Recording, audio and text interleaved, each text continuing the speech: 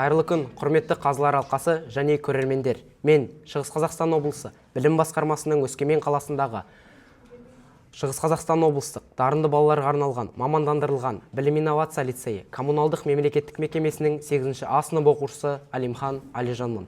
Бүгін сіздерге менің отаныма, менің бастамам жобасы аясындағы менің отбасым сабақтастық құндылықтар және мәні номинациясы аясындағы әке жүрек, ана тілек, бала білек тақырыбындағы жұмысымызды таныстырғым келеді. Біздің жобамыздың негізгі мақсаты 8-ші А сынып оқушыларының ата-аналарымен бірлесе атқарылған жұмыстарын жобалай отырып, отбасы құндылықтарының мәнін ашу.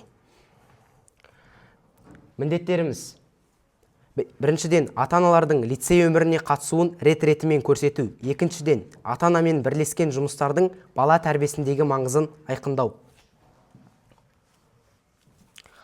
Біз жобамызды әке жүрек, ана тілек, бала білек деп атадық. Себебі әке отбасының тірегі, жауапкершілік пен қамқорлықтың үлгісі. Ана мейірім мен жылулықтың, ақ тілек пен батаның иесі. Ал бала ата-ананың үміті, елдің болашағы.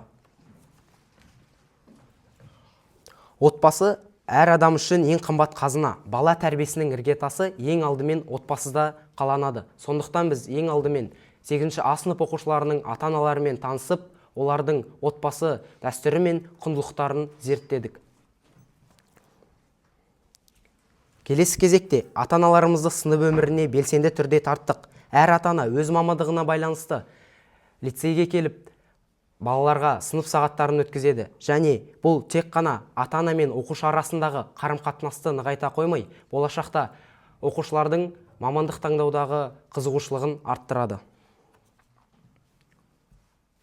Сонымен қатар, сыныпта әр оқушының туған күнін бірге атап өтуді дәстүрге айналдырдық. Бір-бірімізге ізгі тілектер айтып, сыйластық пен құрмет көрсетеміз. Бұл біздің бір отбасы екеніміздің айғағы.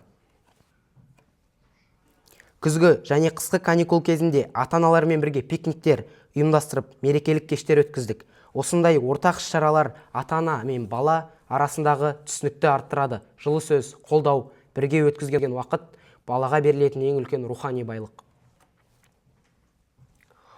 Біздің сынып лицейшілік іс-шараларға да белсене қатысады. Ата-ана, оқушы, сынып жетекші, тәрбиеші арасындағы ынтымақтастық, сүйіспеншілік құндылықтарын бойымызға сіңіруге көмектеседі.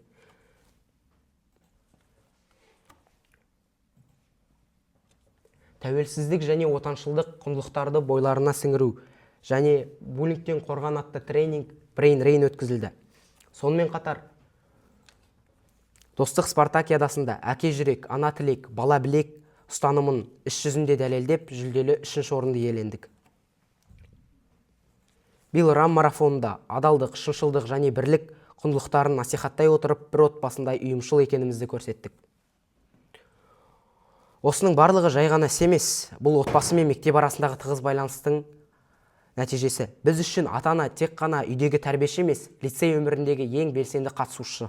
Қорытындылай келе, отбасы құндылықтарының бала тәрбиесіндегі маңызы ерекше екенін айтқым келеді. Мектеп пен ата-ананың бірлескен жұмысы саналы, тәрбиелі, жауапкершілігі мол азаматтарды қалыптастырудың негізі. Отбасындағы сүйіспеншілік, қолдау, еңбекқорлық пен сыйластық баланың болашағына бағыт беретін шамшырақ. Сондықтан әр бала үшін ең алғашқы мектеп ол отбасы.